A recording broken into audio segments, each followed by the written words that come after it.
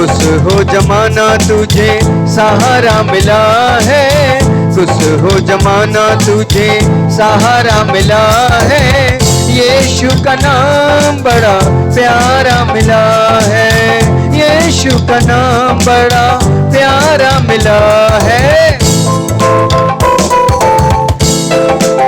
क्योंकि बाइबल में हमने पढ़कर पाया है,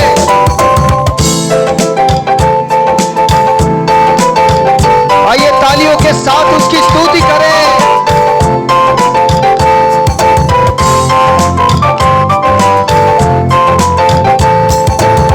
बाइबल में हमने ये भी पढ़ा है, बाइबल में हमने ये भी पढ़ा है, बाइबल में हमने ये भी पढ़ा है, बाइबल में हमने ये भी पढ़ा है।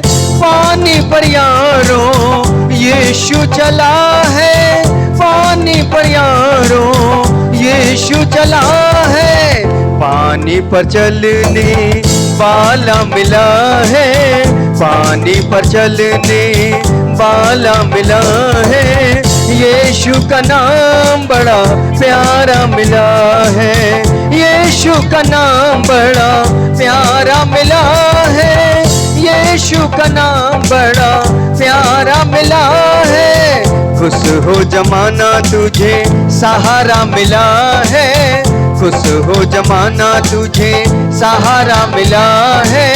यीशु का नाम बड़ा प्यारा मिला है, यीशु का नाम बड़ा प्यारा मिला है, यीशु का नाम बड़ा प्यारा मिला है। खुश हो जमाना तुझे सहारा मिला है, खुश हो जमाना तुझे सहारा मिला है। यीशु का नाम बड़ा प्यारा मिला है।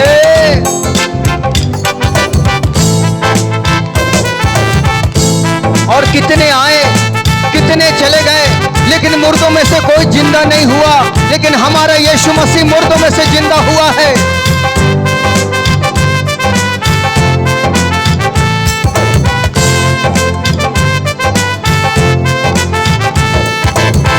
कितने आए कितने जाए, कितने आए कितने जाए, कितने आए कितने जाए, मर के भी कोई उठ नहीं पाए, मर के भी कोई उठ नहीं पाए। कितने आए कितने जाए, कितने आए कितने जाए, मर के भी कोई उठ नहीं पाए।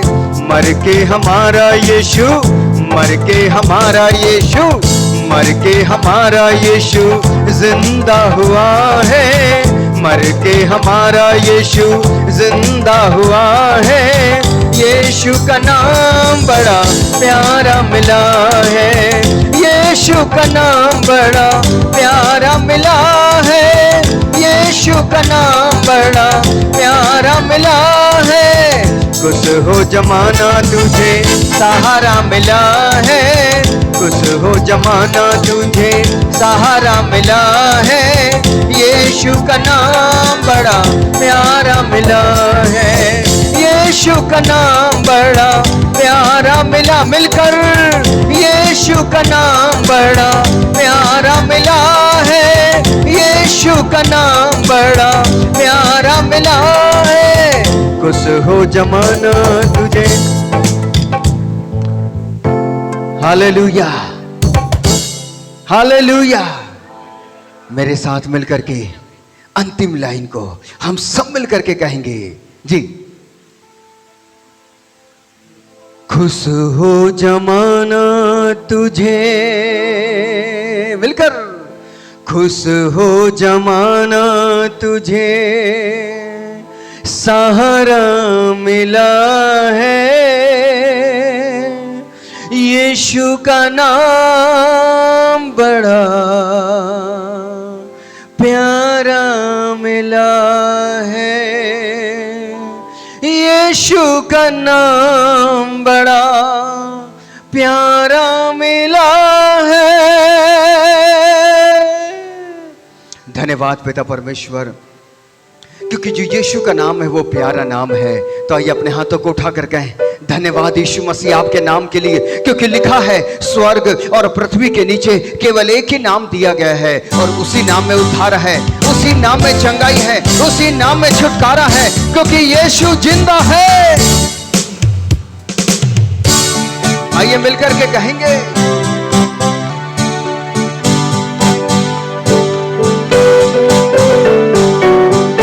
हालेलुया। ओ राजा, क्योंकि यीशु जिंदा है।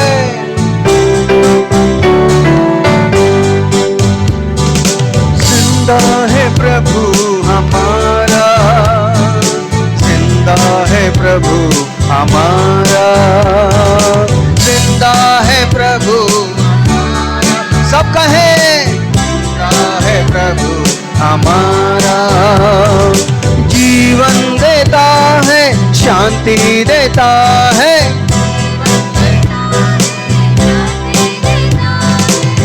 वो ही हमारा राजा है, वो ही हमारा राजा है। हम सब उसके सेवक हैं। जिंदा है प्रभु हमारा, जिंदा है प्रभु हमारा, हालेलुया। जिंदा है, जिंदा है प्रभु हमारा, जीवन देता है, शांति देता है,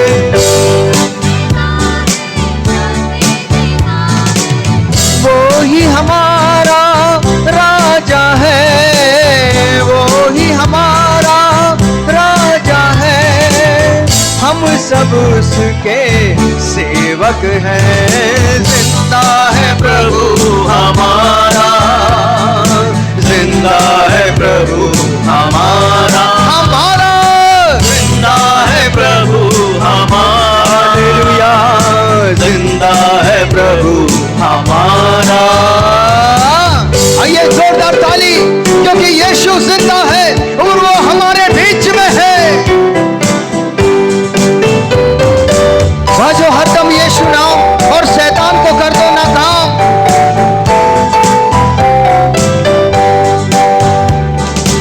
भजो हरदम यीशु नाम, शैतान को कर दो नाकाम। भजो हरदम, शैतान को कर दो नाकाम। भज लो हरदम यीशु नाम, शैतान को कर दो नाकाम। उस पर यीशु नाम, शैतान को कर दो नाकाम। उस पर डालो बोझ तमाम, जीवन होगा तब आसान। उस पर डालो बोझ तमाम, जीवन होगा तब आसान। चिंता हमारी वो करता है, चिंता हमारी वो करता है। सारे दुखों को हरता है। जिंदा है हमारा, जिंदा है प्रभु हमारा, जिंदा है प्रभु हमारा, बाबा जिंदा है प्रभु हमारा। जीवन देता है, जीवन देता है, शांति देता है, जीवन देता है, शांति। वो ही हमारा राजा है, वो ही हमारा राजा है, वो ही हमारा राजा है। हम सब उसके सेवक हैं। जिंदा है प्रभु हमारा, जिंदा है प्रभु हमारा, हमारा जिंदा है प्रभु हमारा, हालेलुया। जिंदा है प्रभु हमारा। आइए एक अच्छी ताली यीशु मसीह के लिए, एक अच्छी ताली यीशु के लिए, क्योंकि यीशु है इतना बलवान, कोई नहीं है उसके समान। यीशु है इतना बलवान, कोई नहीं है उसके समान। यीशु है इतना बलवान, कोई नहीं है उसके समान। यीशु है इतना बलवान, कोई नहीं है उसके समान। यीशु है इतना बलवान, कोई नहीं है उसके समान। शैतान के सब चालू काम किया है उसने काम तमाम। शैतान के सब चालू काम किया है उसने काम तमाम। यीशु मुक्ति दाता है, हाँ यीशु मुक्ति दाता है। पाप क्षमा वो करता है, जिंदा है प्रभु हमारा, जिंदा है प्रभु हमारा। रीता का बादशाह जिंदा है प्रभु हमारा, हालेलुया जिंदा है प्रभु। जीवन देता है, जीवन देता है, शांति देता है। जीवन कहिए चर्च, शांति देता है। वो ही हमारा राजा है, वो ही हमारा राजा। हम सब उसके सेवक हैं। जिंदा है प्रभु हमारा, हालेलुया जिंदा है प्रभु हमारा, जिंदा है प्रभु हमारा, जिंदा है प्रभु हमारा। मिलकर जिंदा है प्रभु हमारा, जिंदा है प्रभु हमारा। एक बार और, जीवन देता है, शांति देता है, जीवन देता है। मिलकर कहे जीवन देता है, जीवन देता है, शांति देता है, जीवन देता है, शांति देता है। वो ही हमारा राजा है, ये हमारा राजा है। हम सब उसके सेवक हैं। जिंदा है प्रभु हमारा, हमारा जिंदा है प्रभु हमारा, हालेलुया जिंदा है ओ लॉर्ड, जिंदा है प्रभु हमारा।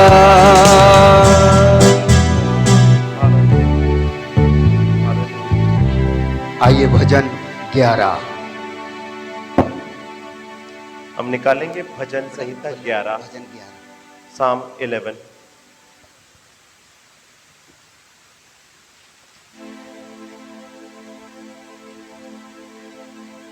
पहला पद मैं पढ़ूंगा और उसके बाद अगले पद से हम एक एक करके पढ़ेंगे।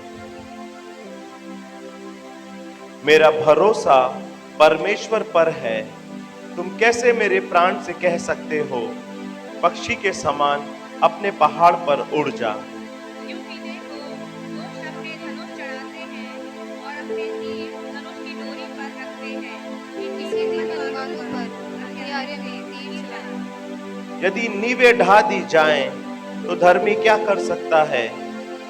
परमेश्वर अपने पवित्र भवन में है, परमेश्वर का सिंहासन स्वर्ग में है। उसकी आंखें मनुष्य की संतान की उम्मीद देखती रहती हैं और उसकी बल्कि उनको जांचती हैं। यहोवा धर्मी को परखता है, परंतु वह उनसे जो दुष्ट हैं और उपद्रव से प्रीति रखते हैं अपनी आत्मा में गणा करता है। वह दुष्टों पर फंदे बरसाएगा, आग और गंधक और प्रचंड लू के कटोरों में बांध दी जाएगी। एक साथ पढ़ेंगे। क्योंकि धर्मी वह धर्म के कामों से प्रसन्न रहता है, धर्मी जन उसका दर्शन पाए। परमेश्वर अपने भजन को पढ़े जाने और सुने जाने पर हम सबको आशीष दे। मेरे प्रियो, ये भजन परमेश्वर के भरोसे का भजन है और ये दाऊद ने इस भजन को उस समय लिखा है जब वो विपरीत परिस्थिति में था। अगर हम इस भजन को दो हिस्से में बांट सकते हैं। पहला हिस्सा पद संख्या 1 से लेके 3 तक और दूसरा हिस्सा पद संख्या 4 से लेके 7 तक। पहले 3 पदों को हम ऐसा समझ सकते हैं कि दाऊद एक प्रकार से विपरीत परिस्थिति में है और उसके सामने भाग जाने की परीक्षा है, वहां से छुप जाने की परीक्षा है, उस स्थान से हट जाने की परीक्षा है। बाइबल के जानकार इस भजन को पहला शमूएल अध्याय 18 और 19 में जब शाऊल भजन दाऊद को जान से मारने के लिए उसके पीछे था, उस समय की परिस्थिति को देखते हुए इस भजन को आंकते हैं। दाऊद के पास अवसर था कि वो भाग जाए या वो छुप जाए, जैसा कि यहां लिखा हुआ है, पक्षी के समान अपने पहाड़ पर उड़ जा। पर मेरे प्रियो, दाऊद वहां से भागता नहीं है, वहां पे वो बने रहता है। हमारे जीवन में भी कई बार ऐसी परिस्थितियां आती है कि हमको लगता है कि हमको कहीं छुप जाएं या हम कहीं भाग जाएं या हम वहां से हट जाएं। यीशु मसीह के सामने भी ये परीक्षा आई थी, जब वो पिता से प्रार्थना करते हैं, हे पिता, हो सके तो ये प्याला मुझसे दूर हट जाए, परंतु मेरी नहीं तेरी इच्छा पूरी हो।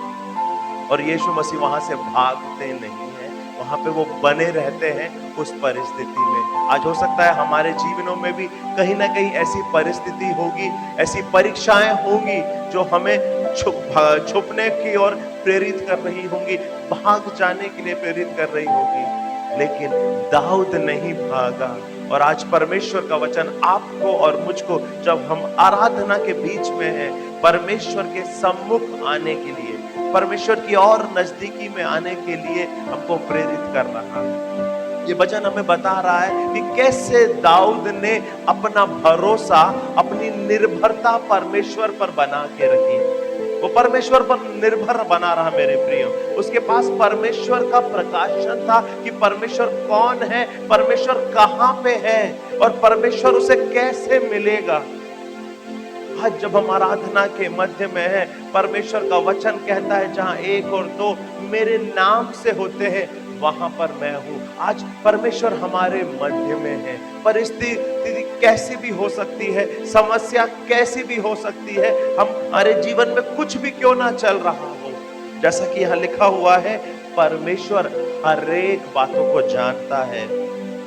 5वां पद ऐसा बताता है, यहोवा धर्मी को परखता है, परंतु वह उनसे जो दुष्ट हैं और उपद्रव से प्रीति रखते हैं अपनी आत्मा में घृणा करता है। तो जो लोग आज धर्मी हैं, जो यीशु को उसके द्वारा बचा लिए गए हैं, परमेश्वर लगातार उन पर नजरें बनाए हुए हैं, लगातार उसको उसकी पलकों के आगे से हम छिपे नहीं हैं। हमको लगता है कि हम अकेले हैं, हमको लगता है हमारा कुछ नहीं हो सकता है। अब हमारी परिस्थिति के सामने जब हम गिरने लग जाते हैं, नतमस्तक होने लग जाते हैं, तब ये भजन हमको आज प्रेरणा दे रहा है कि परमेश्वर ने हमसे गिव अप नहीं किया है, परमेश्वर ने हमारे हाथ को छोड़ा नहीं है, परमेश्वर ने हमें त्यागा नहीं है। हो सकता है हमारी आशीष में, हमारे छुटकारे में समय लग रहा हो, टाइम लग रहा हो,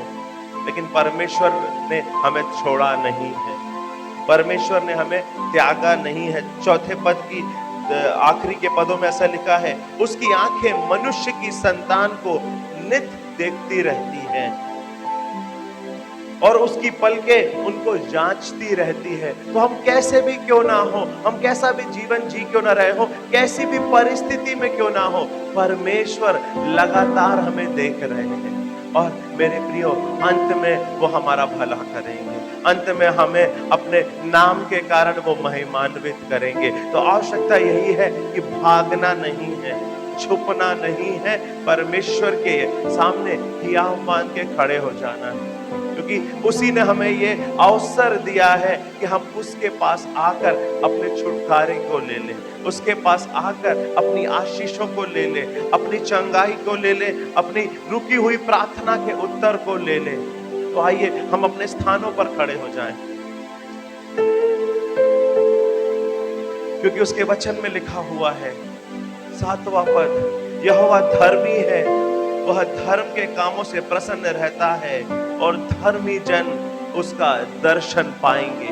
आइए जब हम भजन में उसके आगे बढ़ रहे हैं, इस आराधना में परमेश्वर हमसे प्रतिज्ञा कर रहे हैं कि धर्मी जन उसका दर्शन पाएंगे। आइए उसके उस दर्शन के अभिलाषी होके, उसके उस स्पर्श के अभिलाषी होके, उसके एक टच के अभिलाषी होके हम उसकी नजदीकी में आ जाएं, उसकी नजदीकी में आ जाएं। अपनी आंखों को बंद कर लें और उस परमेश्वर की जब हम उपस्थिति में हैं उसके पास और आगे बढ़ जाएं और उससे बातें करें, उसको बताते हैं कि वो हमारे लिए क्या है, हम कैसा उसके लिए महसूस करते हैं।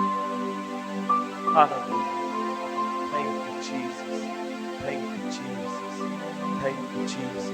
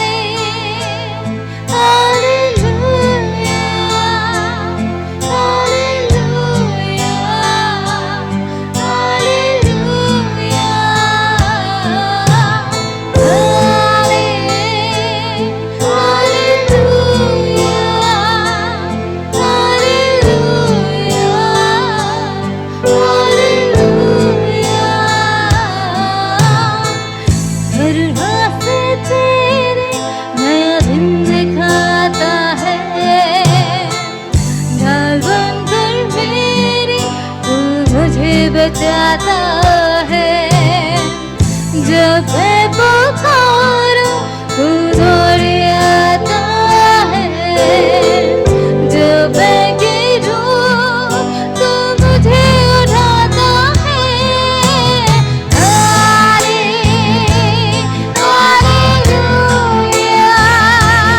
हालेलुया हालेलुया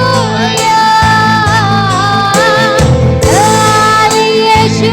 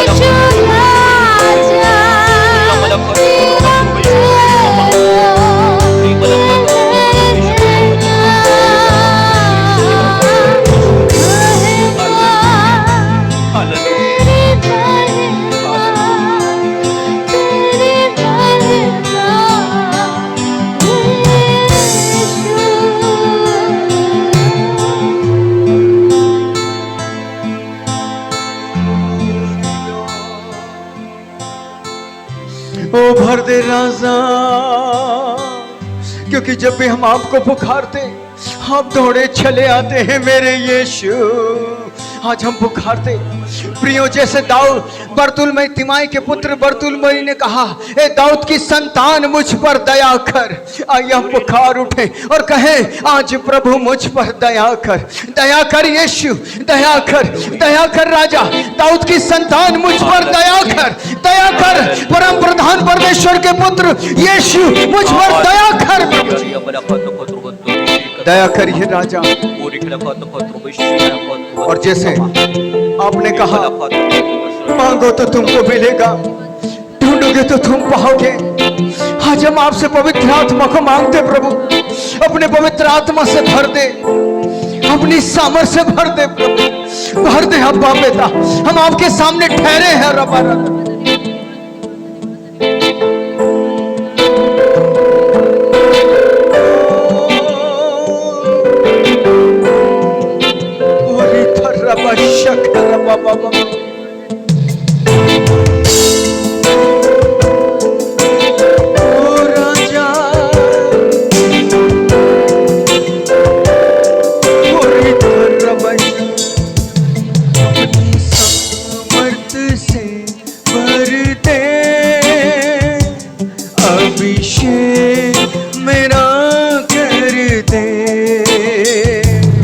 अपनी सामर्थ से भर दे, अभिषेक मेरा कर दे। हाँ पवित्र आत्मा, हाँ पवित्र आत्मा, हालेलुया। हाँ पवित्र आत्मा,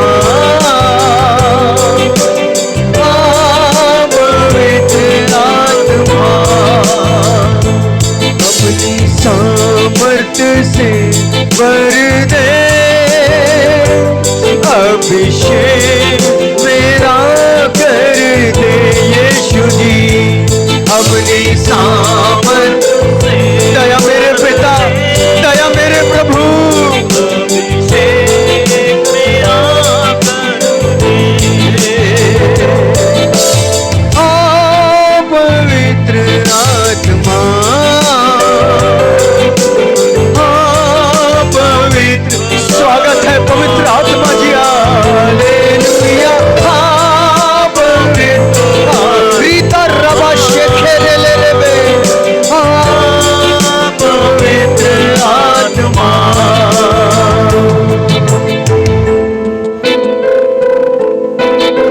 स्वागत है पिता, हम प्यासे हैं प्रभु, हमारी प्यास बुझा दे आज खुदावन, हमारी प्यास बुझा दे और इधर रबशे।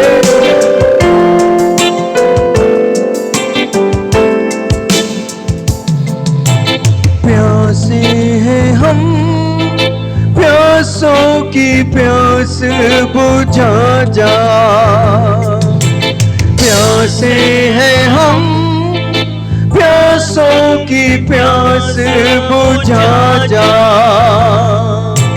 चश्मा बन के उछला, चश्मा बन के उछला, हालेलुया। चश्मा बन के उछला, उछला ये स्वामी, चश्मा बन के उछला। हाँ पवित्र आत्मा, हाँ पवित्र आत्मा, हालेलुया। पवित्र आत्मा, होली लॉर्ड, हाँ पवित्र आत्मा।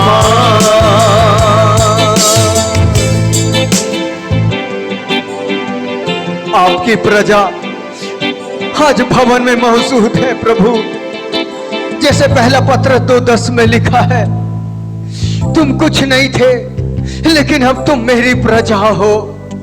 अब तक तुम पर दया नहीं हुई थी लेकिन अब तुम पर दया हुई है स्वामी, तो हंस दया कर दे प्रभु।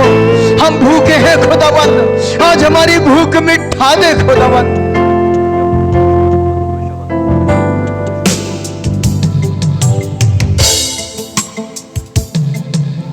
भूखे हैं हम, भूखों की भूख मिटा जा। भूखे हैं हम, भूखों की भूख मिटा जा। मन्ना बन के उतरा, मन्ना बन के उतरा, मन्ना बन के उतरा रे दरवशा, मन्ना बन के उतरा। पवित्र आत्मा ओ राजा, पवित्र आत्मा, हालेलुया। पवित्र रवशारी दरवशा, पवित्र आत्मा, अपनी सामर्थ्य से भर दे अभिषेक मेरा कर दे यीशु जी। अपनी सामर्थ्य से रबशा, तो दया मेरे पिता, पिता यीशु के नाम में दया करे मेरा कर दे। पवित्र आत्मा, पवित्र आत्मा, हालेलुया। पवित्र रबशा ओरी गरा, पवित्र आत्मा। कमजोर है, कमजोरों को तगड़ा बना दे। कमजोर है, कमजोरों को तगड़ा बना दे। भरपूर करके राजा, भरपूर करके राजा, भरपूर करके राजा स्वामी, भरपूर करके राजा। पवित्र आत्मा, पवित्र आत्मा, हालेलुया। पवित्र रबशा गरी गरा दरबा, पवित्र आत्मा, अपनी सामर्थ्य से भर दे अभिषेक मेरा कर दे। अपनी आपने कहा है वचन में, मांगो तो तुमको दिया जाएगा, और ढूंढोगे तो तुम पाओगे। आज हम पवित्र आत्मा की सामर्थ्य को मांगते हैं पिता। पवित्र आत्मा दरबा, पवित्र आत्मा, हालेलुया। पवित्र आत्मा, पवित्र आत्मा, हालेलुया।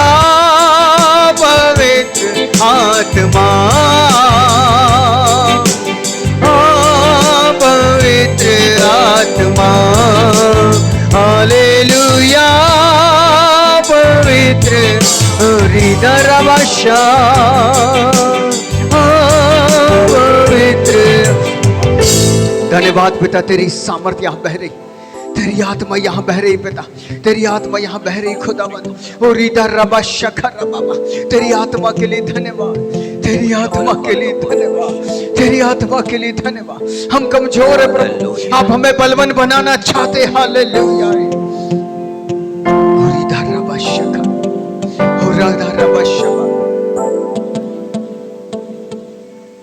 प्यारे पिता, मांगने से देने वाले प्यारे यीशु, आज की सुबह हम तेरी दया मांगते पिता, हम तेरी दया मांगते यीशु। पिता यीशु के नाम पर दया मांगते प्रभु, आज अपने लोगों पर दया कर, आप अपनी प्रजा पर दया करें प्यारे पिता। और आज अपने लोगों से बोले यीशु मसीह, आज अपने लोगों से बात करें प्रभु जी, हम आपकी सुनना चाहते। प्यारे यीशु, हम आपकी सुनना चाहते। आज की सुबह हम अपने हाथों को उठाकर कहते, हम आपकी सुनना चाहते महाराजा, हम आपकी सुनना चाहते प्रभु, क्योंकि जब हम आपकी सुनेंगे हम जीवन पाएंगे प्रभु जी, हम जीवन पाएंगे, हम बहुतायत का जीवन पाएंगे, क्योंकि आपने कहा मैं जीवन देने आया और बहुतायत का जीवन देने आया। सुनने के लिए कान दे दे महाराजा, और आपके वचन को ग्रहण करने वाला मन दे दे प्रभु जी, ताकि जब आपका वचन हम सुने, आपका हमारा मन आपके वचन को ग्रहण करे प्रभु जी, और ताकि प्रभु जो आशीषें आज आपने रखी है उसे हम प्राप्त कर सकें। दया करिएगा, आदर भी आपको, सम्मान भी आपको, और दुआ यीशु के नाम पर, आमीन आमीन। हम बैठ सकते हैं।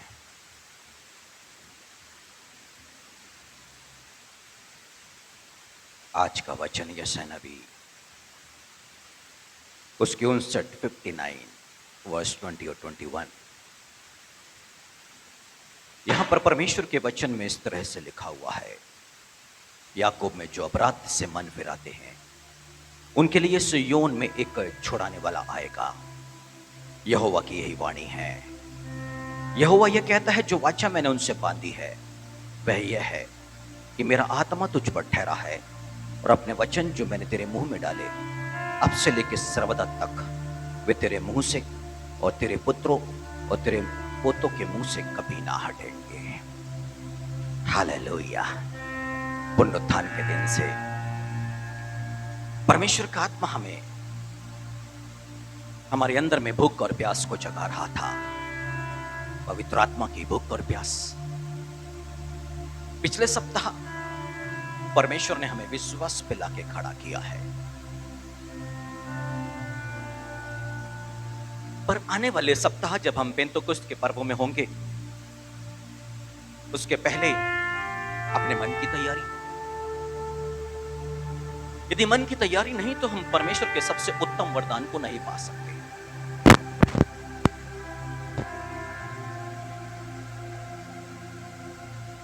यदि हमने आज इस वचन को ध्यान से देखा हो तो इसमें लिखा हुआ, जो अपराध से मन फिराते हैं उनके लिए सिय्योन से छुड़ाने वाला आएगा।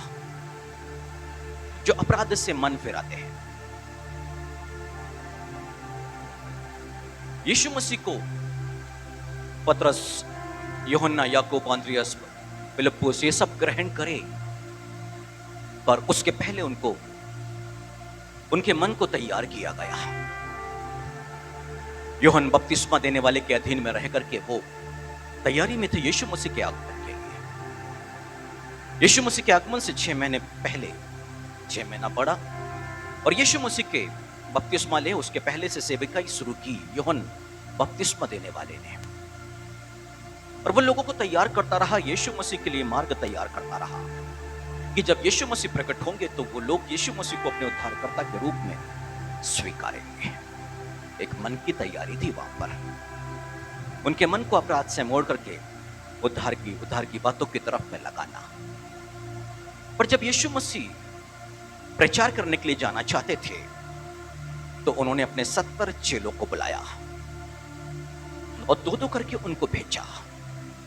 और बाइबल में यूं लिखा हुआ है कि जहां जहां यीशु मसीह जाना चाहते थे वहां वहां यीशु मसीह ने 2-2 करके उनको भेजा। यानी कि यीशु मसीह के कदम उस गांव में, उस घर में पड़े, उसके पहले लोगों के मनों को तैयार किया गया है। यानी कि यीशु मसीह के आगमन उसके पवित्र आत्मा को ग्रहण करने के लिए हमें एक मन की तैयारी की आवश्यकता है। और आज वो एक अवसर हमारे पास में आया है। और वचन में लिखा है कि याकूब में, यानी कि परमेश्वर के लोगों में से जो लोग अपराध से मन फिराते हैं, उनके लिए सिय्योन से एक छुड़ाने वाला आएगा। यहोवा की यही वाणी है। यहोवा ये कहता है कि जो वाचा मैंने उनसे बांधी है वह यह है कि मेरा आत्मा तुझ पर ठहरा। जो अपराध से मन फिराएंगे उनके साथ एक कवनेंट, एक एग्रीमेंट, ये पवित्र आत्मा उन पर आएगा। हालेलुया। जो अपराध से मन फिराएंगे, जानते हैं आदम के अंदर में एक कठोरता, ढिठाई क्या थी कि जब परमेश्वर ने अपने आप को आदम पर प्रकट किया और परमेश्वर ने आदम को आवाज दी, आदम आदम तू कहां है? मैं तेरे शब्द तेरी वाणी को सुन के छिप गया। क्यों? क्योंकि मैं नंगा। किसने बताया कि तू नंगा है? क्या तूने उस वृक्ष का फल खाया? उसने अपने दोष स्वीकार नहीं किया। और बाइबल कहती है उद्धार के लिए मुंह से अंगीकार किया जाता है। उसने दोष को अपनी पत्नी पर मढ़ दिया। संसार का सबसे बड़ा गुनाह क्या है? परमेश्वर के लोगों का सबसे बड़ा गुनाह क्या है? कि वो विनम्र नहीं हो पा रहे हैं, वो अपने गुनाह को नहीं स्वीकार कर पा रहे हैं। वो सारी बातों के लिए दोष किसी और पर मढ़ते हैं, किसी और को गुनाहगार ठहरा देते हैं, हर कमी घटी के लिए, हर मुश्किलों के लिए। जबकि होना क्या चाहिए है, एक व्यक्ति अपने गुनाह को स्वीकार करे, अपनी कमी घटी को स्वीकार करे। क्योंकि लिखा हुआ है जो मन को फिराएगा ना, उनके विश्राम के दिन, शांति के दिन आ जाएंगे। हालेलुया। मनुष्य के मन में शांति क्यों नहीं? क्योंकि वो अपने आप को देख नहीं पा रहा। परंतु बाइबल कहती है कि कोई ज्योति के निकट नहीं आता। कौन नहीं आता? जो बुराई से प्रेम रखता है। परंतु जो ज्योति के निकट आता है उसके सारे कार्यों को प्रकट कर दिया जाता है। और क्यों? क्योंकि वो परमेश्वर की ओर से किए जाते हैं। जब जब वचन के प्रकाशन में आते हैं ना, तब तब मनुष्य अपने आप को उस आईने में देखता है, अपने आप को जांचता है, अपने आप को परखता है। वो देखता है और उन कमी घटियों को वो परमेश्वर के सम्मुख में स्वीकार करता है। और जानते हैं इतना सा ही तो करना है, इतना सा ही तो करना है और पवित्र आत्मा हम पर आना शुरू हो जाएगा। हालेलुया। इतना ही नहीं, एक व्यक्ति जब अपने गुनाहों को स्वीकारता है, अपनी कमी घटी को स्वीकारता है, ये विनम्रता में आके खड़ा हो जाता है, तब बाइबल कहती है मेरा आत्मा तुझ पर ठहरा है, अपने वचन जो मैंने तेरे मुंह में डाले हैं। Hallelujah, hallelujah. बस यहीं से एक नया जीवन शुरू होता है और मनुष्य परमेश्वर के वचन को अंगीकार करना शुरू करता है, उस पर विश्वास करना शुरू करता है, परमेश्वर के वचन को मानना शुरू करता है, आज्ञा को मानना शुरू करता है। और जो वचन उसके मुंह में डाले जाते हैं अब सर्वदा के लिए उसके हो जाते हैं वो वचन। अब बाइबल कहती है जो वचन मुंह पे डाले गए हैं अब सर्वदा तेरे मुंह में। और बाइबल अब कहती है तेरे पुत्र और तेरे पोतों के मुंह से भी कभी अलग ना हो। हालेलुया। सोचिए, एक गुनाह और मनुष्य अपनी संतान और अपने वंशज पर आशीष को नहीं पा पाता। वो चाहता तो है संतानें प्रभु में आगे बढ़ जाए, परंतु उसको करना क्या है? अपनी कमी घटी पर जो प्रभु यीशु मसीह के द्वारा प्रकट किया जाता है उसको स्वीकार करना, विनम्रता के साथ, दीनता के साथ। एक राजा हुए, राजा हिजकिय्याह। ये परमेश्वर का भक्त था, परमेश्वर की आज्ञा मानने वाला। पर एक समय ऐसा हुआ कि शत्रु ने चारों तरफ से इसको घेर लिया है, अश्शूरियों ने, और पत्र लिख भेजा है। ये राजा हिजकिय्याह डर चुका हुआ है। पर एक वही तो समय है जब उसके पैर में बीमारी भी आ गई है। और इस बीमारी के चलते उसकी मृत्यु होने वाली है। परमेश्वर का दास यशायाह उसके पास में पहुंचा है परमेश्वर के संदेश को लेकर के, और परमेश्वर का संदेश उसको दिया गया, अब जो काम तुझे अपनी संतानों को, अपने परिवार के लोगों को सौंपना है तो सौंप दे, क्योंकि अब तेरी मृत्यु हो जाएगी। परमेश्वर का ये दास जैसे बाहर निकलता है, आंगन में पहुंचता है, राजा हिजकिय्याह दीवार की तरफ मुंह करके रोने लग जाता है, स्मरण करता है, मैं खराई से अपने आप को तेरे सम्मुख जान के चलता रहा, या तुझे अपने सम्मुख जान के चलता रहा। परमेश्वर ने उसकी प्रार्थना को सुना, उसके आंसुओं को देखा, वापस यशायाह नबी को भेजा गया है परमेश्वर के संदेश को लेकर के। ये परमेश्वर का संदेश लेकर के आया है, और 15 वर्ष आयु, और परमेश्वर ने एक आश्चर्यक्रम यानी कि 10 सोपान यानी कि 10 कदम सूर्य भी पीछे परमेश्वर ने किया। ये चिन्ह परमेश्वर ने इसके लिए प्रकट किया, और जो शत्रु यानी कि असूर्य ने जो घेर लिया था, परमेश्वर ने उसको वहां पर भी जयवंत किया। बस यहीं से इसके दिन बदलने शुरू हो गए। और इसे करना क्या था? परमेश्वर की महिमा करना था, परमेश्वर का स्तुति गान करना था, परमेश्वर का धन्यवाद करना था, परमेश्वर के समीप में बना रहना था। परंतु अब एक गुप्त पाप होता है, जो सबसे बड़ा पाप होता है, जो शैतान के अंदर भी समा गया था, और वो था अहंकार, घमंड। ये राजा हिजकिय्याह का मन फूलने लग गया, ये घमंड में आ गया, और तब बेबीलोन के राजा ने अपने दूतों को इसके पास में भेजा कि जाकर के देखो कैसे इतना संपन्न हो गया, कैसे इसका जीवन बच गया। वो पूछने के लिए यहां पर वो लोग आए थे, यानी कि वो जानना चाहते थे, बेबीलोन का राजा जानना चाहता था। वो एक शैतान का साम्राज्य कहलाता है। यदि आप बाइबल में देखें तो बेबीलोन मतलब अशुद्ध आत्माओं का अड्डा। ये वो जगह है जहां के लोग पवित्र लोगों का और भविष्यवक्ताओं का लहू बहाते हैं, उनको परेशान करते हैं। ये वो जगह है जहां पर धन को और बिजनेस को ज्यादा महिमा दी जाती है। एक ऐसी जगह है बेबीलोन, जिस स्वभाव में अहंकार होता है। ये बेबीलोन जहां से शुरुआत हुई थी, वहां के लोगों ने कहा था कि आओ हम एक ऊंची मीनार को बनाए जो आकाश से बातें करे।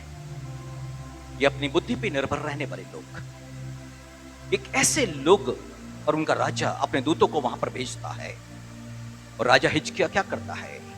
उनको लेके जाके अपना महल दिखाता है, अपनी धन और संपत्ति दिखाता है। अहंकार मन फूला हुआ, अपनी बढ़ाई, अपनी बढ़ाई और अपनी बढ़ाई। और बस यही एक अहंकार है जिसे परमेश्वर चाहता है कि मनुष्यों के मन के अंदर में नहीं होना चाहिए। यानी कि परमेश्वर चाहता है कि मनुष्य विनम्र और दीन हो जाए, अपने आप को छोटा बना करके रखे परमेश्वर के आगे, मनुष्यों के आगे। उसके स्वभाव में विनम्रता होना चाहिए। और जानते हैं, मन फूल उठने के कारण इसने जो कुछ दिखाया, अब परमेश्वर का दास इसके पास पे आया है, और परमेश्वर के दास ने बोला, तूने बेबीलोन कौन आए थे और तूने क्या दिखाया? उसने बता दिया कि बेबीलोन से दूत आए थे, और मैंने अपना पूरा राजमहल, अपनी धन संपत्ति सब कुछ दिखाया। अब परमेश्वर का संदेश उसके पास में पहुंचा, अब जो कुछ तुझे मिला है सब तेरे पास से चला जाएगा, सब तेरे पास से चला जाएगा, सिर्फ मन फूलने के कारण। और तेरी जो संतान होगी ना, वो बंधुआई में जाएगी, खोजे बना करके उनको ले जाएगी।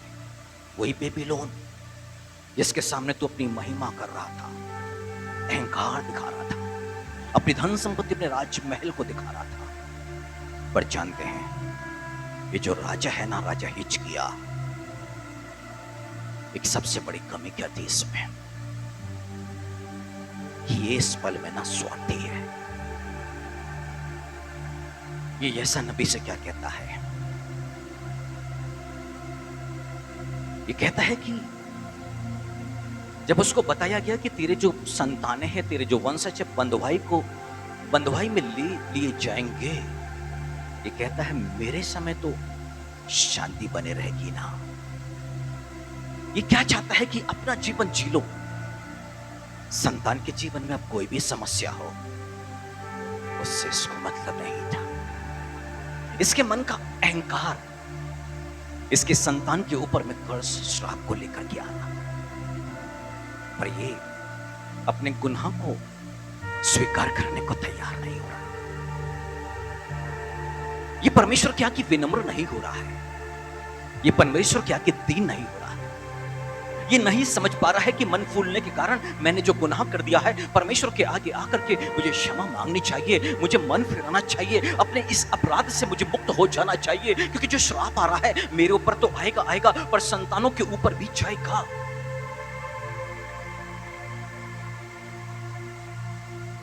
यदि ये संतानों से प्रेम करता तो अपने मन को फिराता, अहंकार से बाहर निकल आता। परंतु बाइबल बताती है इसके संतानों के जीवन में वो सारी बातें घट गई जो कुछ परमेश्वर की ओर से प्रोफेसी की गई थी। एकमात्र बचा है अहंकार, मन का फूलना। और शैतान के मन में भी यही था कि मैं परमेश्वर के सिंहासन के ऊपर में उत्तर दिशा में अपना सिंहासन लगाऊंगा। जहां मन के अंदर में अहंकार आना शुरू होता है, मनुष्य अपने आप को बड़ा समझने लग जाता है, दूसरों को तुच्छ निम्न गिरा करके बातें करना, उनको बेकाम का समझना। और ऐसे स्वभाव से परमेश्वर अपने लोगों को छुड़ा लेना चाहता है, क्योंकि यही एकमात्र कारण है जो मनुष्य के पतन का कारण बनता है। और जब एक मनुष्य अपने आप को इस अहंकार से दूर ले जाता है, यानी कि विनम्रता में और दीनता में वो आगे बढ़ता है, और तभी जाकर के वो परमेश्वर के आगे अपने गुनाह को स्वीकार कर सकता है। और जब तक मनुष्य अपने आप को विनम्र और अपने आप को दीन नहीं करेगा, वो परमेश्वर के आगे अपने गुनाह स्वीकार नहीं कर सकता। और इसलिए इस मन फिराव की आवश्यकता है। यदि प्रभु यीशु मसीह को पतरस याकूब यूहन्ना पर प्रकट किया तो उन्होंने मन को फिराया। यदि 70 चेलों ने दो जाकर के प्रचार किया, जहां जहां यीशु को जाना था वहां के लोगों ने, जिन्होंने मन को फिराया, वहां वहां प्रभु यीशु मसीह पहुंचते हैं। और आश्चर्य करो कैसे लोगों को यीशु मसीह के बारे में मालूम चला। क्यों? क्योंकि यीशु मसीह के चेले जा के प्रचार किया करते थे, यीशु मसीह के विषय में बताया करते थे, उसके आश्चर्य कर्मों के विषय में लोगों को बताया करते थे, उनके हाथों से भी आश्चर्य कर्म हुआ करते थे, वो यीशु मसीह का गुणानुवाद किया करते थे। और जब यीशु मसीह जहां जहां पहुंचता, यीशु मसीह के आश्चर्य कर्मों को सुन करके यदि वो 12 वर्ष के रक्त स्त्राव से पीड़ित स्त्री को देखें तो यीशु मसीह की चर्चा सुन करके समीप में आई थी। वो यीशु मसीह से व्यक्तिगत कभी उसका एनकाउंटर नहीं, ये तो पहली बार उसकी मुलाकात हो रही थी, पर उसने चर्चा को सुना था यीशु मसीह के विषय में, यानी कि मन की तैयारी हुई थी। और जब हम परमेश्वर के वचन को सुनने के लिए यहाँ पर हो या कॉटेज मीटिंग पर हो या व्यक्तिगत रूप से जब बाइबल को पढ़ते हैं, वहां पर हमारे लिए एक मन फिराव का अवसर होता है, एक अवसर होता है उस वचन को सुन के अपने मन को फिराना। और एक महान वरदान के लिए इस पल में हम तैयारी कर रहे हैं, यानी कि परमेश्वर के पवित्र आत्मा को ग्रहण करने के लिए। पर साथ में जो वचन हमारे मुख पर डाले जाएंगे, हालेलुया। जानते हैं जब मनुष्य विपत्ति में होता है, दुख में होता है, तकलीफ में होता है, अशांति में होता है, उसके मुख पर चिंता की बातें होती हैं, परमेश्वर का वचन नहीं होता है। हालेलुया। परमेश्वर का वचन उसके मुख पर नहीं होता है, और जिसके मुख पर परमेश्वर का वचन होता है ना, वही उन समस्याओं से पार होता है। Hallelujah, hallelujah. यानी कि परमेश्वर का जो वचन, जो विश्वास का वचन, कौन जाएगा ऊंचाई पे हमारे लिए लाने के लिए, या कौन अधलों की गहराई में? बाइबल कहती है विश्वास का वचन तो हमारे मुख पर है। हालेलुया। हमारे मुख पर। इसका मतलब है कि जब जब एक मनुष्य अपने मन को फिराता जाता है, वचन को सुनता जाता है और अपने अपने गुनाहों को, अपनी कमजोरी को, अपनी दुर्बलता को समझता चला जाता है, परमेश्वर के आगे अपने आप को दीन करता चला जाता है, विनम्र करता चला जाता है, तब तब वो अपने मुख में परमेश्वर से एक वचन को पाता है, क्योंकि ऐसा ही लिखा है, अपने मुंह को खोल और मैं उसे भर दूंगा।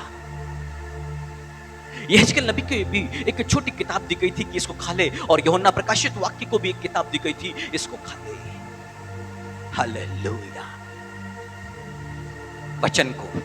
वचन से अपने पेट को, अपनी हथौड़ियों को भर ले। कि जब जब हम जिस समस्या में आए, हमारे लिए हमारे उद्धार का वचन हमारे मुख पर होगा। यही तो परमेश्वर यहां पर प्रॉमिस कर रहा है।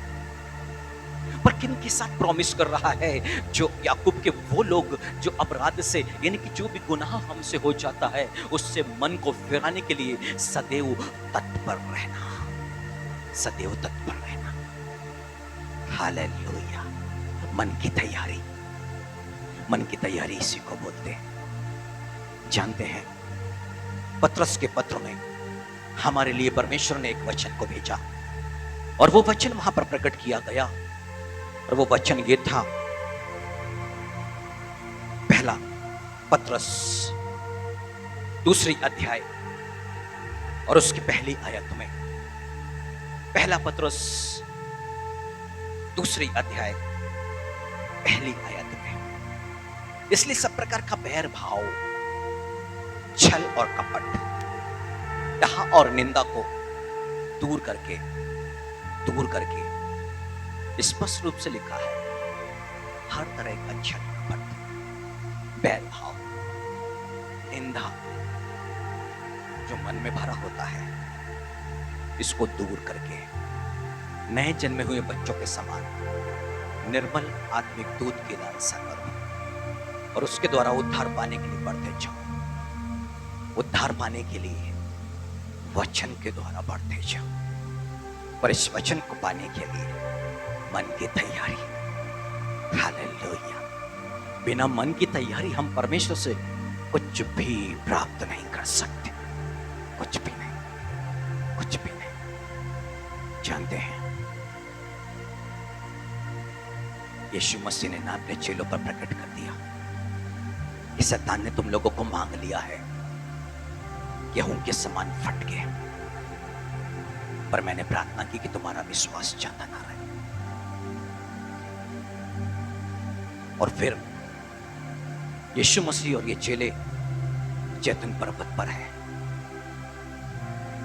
यीशु मसीह तो अपने जीवन पर आने वाली घटना को देख रहा है, और उसी के लिए तो प्रार्थना करने वो परमेश्वर के पास में पहुंचे कि हो सके तो ये कटोरा मेरे सम्मुख से हटा ले।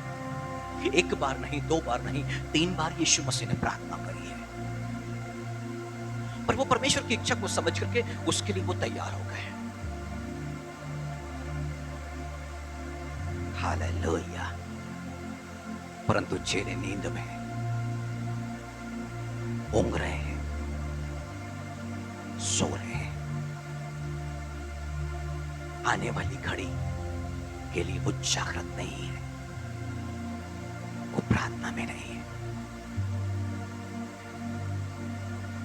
और यीशु मसीह तो तीसरी बार प्रार्थना करने के बाद कहते हैं, आओ उठो और चलो। वो घड़ी आ गई, परंतु उसके पहले लूका के सुसमाचार में बाइबल ऐसा बताती है कि यीशु मसीह को वो स्वर्गदूत नजर आया जो यीशु मसीह को सामर्थ्य दिया करता था। और होता क्या है, वो यीशु मसीह तो सामर्थ्य पा लिया, पर चेले ऊँघ रहे थे, सो रहे थे, पवित्र आत्मा से विहीन थे। पवित्र आत्मा उनके पास में नहीं था परीक्षा की घड़ी में सामना करने के लिए। ये खाली हाथ थे, पर यीशु मसीह सामर्थ्य से परिपूर्ण था। क्यों? क्योंकि वो प्रार्थना में जूझ रहा था। और चेले प्रार्थना के समय, तैयारी के समय सो रहे थे, सो रहे थे।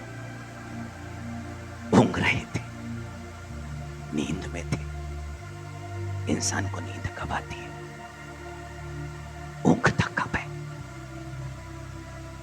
जब अंधकार का प्रभाव होता है।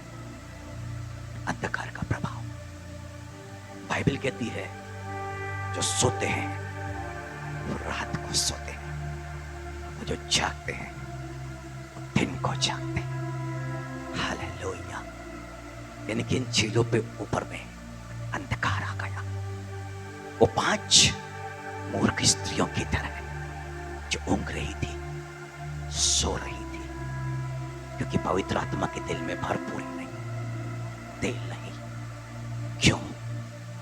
संसारिकता में, चिंता में, संसार की बातों में अभिषेक बुझता चला गया, तेल खत्म होता चला गया। एक बड़ी मुश्किल घड़ी आ खड़ी हुई, एक मुश्किल घड़ी। यहीं पर शैतान के हमले होने शुरू होते हैं। परंतु यदि एक मनुष्य जागता रहे और प्रार्थना करता रहे तो वो परमेश्वर की इच्छा को जान करके उसकी सामर्थ्य को प्राप्त कर सकता है। हालेलुया। राजा हिजकिय्याह अंधकार में था, वो ना समझ पाया इन बातों को कि अपने जीवन के लिए और अपनी संतानों के लिए वो क्या प्राप्त कर सके। उसकी संतान तो बंधुआई में चले गई, उसके जागृत ना रहने के चलते। परंतु आज कलीसिया से झक जाने का समय है, पवित्र आत्मा को पा लेने का समय है, पवित्र आत्मा में डूब जाने का समय है। पवित्र आत्मा के जो चलते वही परमेश्वर की संतान है। इसी बात को तो अपने मन में बैठ करके उस पवित्र आत्मा को पाना जरूरी है कि हम पवित्र आत्मा के चलाए चलें और परमेश्वर की संतान कहलाएं। उस पवित्र आत्मा की भरपूरी में हम बने रहे ताकि अंधकार का हम पर अधिकार ना हो सके। यीशु मसीह क्रूस मृत्यु के लिए तैयार हो गया है, कहता है आओ और चले। क्यों? क्योंकि वो पवित्र आत्मा की सामर्थ्य से परिपूर्ण हो गया है। और यही तो लिखा हुआ है भजन संहिता में, दाऊद कहता है मुझे सिखा कि मैं तेरी इच्छा पूरी कैसे करूं। कैसे सिखाएगा? जब तक उसका पवित्र आत्मा हमारे अंदर में ना होगा। जो सारी बातों को सिखाता है वही सिखाएगा परमेश्वर की इच्छा को पूरी करना, और वही सिखाएगा। क्यों? क्योंकि यीशु मसीह पवित्र आत्मा के सिखाने से 40 दिन और 40 रात के लिए जंगल में गया था। क्यों? क्योंकि परीक्षा से पहले उसके लिए वो तैयारी का समय था। Hallelujah, hallelujah. मनुष्य विपत्ति में क्यों पड़ता है? चेतावनी आने के बावजूद वो सोता रहता है। वो संसार की चिंताओं में, संसार की इच्छाओं में वो खोया रहता है। मन इतना सुस्त हो जाता है वो प्रार्थना नहीं कर पाता है। कुछ पल बैठ करके वो बाइबल नहीं पढ़ पाता है, वो मनन चिंतन नहीं कर पाता है। उसकी वास्तविक वजह मन चिंताओं से भरा है, और चिंता संसार की होती है। संसार की, आंखों की अभिलाषा, शरीर की अभिलाषा, जीविका यानी कि धन, संपत्ति का विषय। और यही विषय जो है मनुष्य के अंदर में अभिषेक को खत्म करता है, उसको बुझाता है, और मनुष्य नींद में डूबता चला जाता है। आत्मिक नींद उसको आ जाती है। हालेलुया। इसीलिए तो मन फिराने की आवश्यकता है, इसीलिए मन फिराने की आवश्यकता है। बाइबल कहती है आज उसके शब्द को सुनो तो मन को कठोर ना करो, जैसे इजरायलियों ने किया था। वो परमेश्वर के वचन को सुनते चले गए पर मन को कठोर करते चले गए। कठोर करने का मतलब है एक कठोर यानी एक पथरीली जमीन पे हम कुछ फेंकेंगे ना तो वो उसमें समाएगी नहीं, उससे टकरा करके उछल के निकल जाएगी। वो वहां ग्रहण नहीं की जा सकती पथरीली जमीन पर। खेती बाड़ी जो करते हैं ना, वो उनकी जमीन भी सूख जाती है ना गर्मी के चलते, वो भी पत्थर के समान हो जाती है। उसके ऊपर में बीज नहीं बोया जाता है, उसको जोता जाता है, उसको मिट्टी ऊपर नीचे की जाती है, फिर बारिश पड़ती है, फिर उस पर नमी आती है, फिर बीज को बोया जाता है। अब जो बीज बोए जाते हैं वो गहराई में जड़ पकड़ना शुरू करते हैं। वो जड़ जो है ना अंदर जाना शुरू होती है। कठोर भूमि पे जड़ अंदर नहीं जाते। और इसलिए तो लिखा है जब बीज बोने वाला चला ना तो उसने जो बीज को बोया वो पथरीली भूमि पर कब सूर्य की जब गर्मी पड़ी ना तो वो सूख गए। सूर्य की गर्मी, तेज धूप यानी कि परीक्षा। वचन क्रियाशील नहीं हो पाता, मनुष्य परीक्षाओं में ना गिरता जा रहा है, हारता जा रहा है। यीशु मसीह के जीवन पर जो आया, उसने परमेश्वर की इच्छा के अनुसार अपने आप को अर्पण करके परमेश्वर के सामर्थ्य को पा लिया, पर चेले ना वहां पे डर और भय में आ गए। वो डर और भय में आ गए।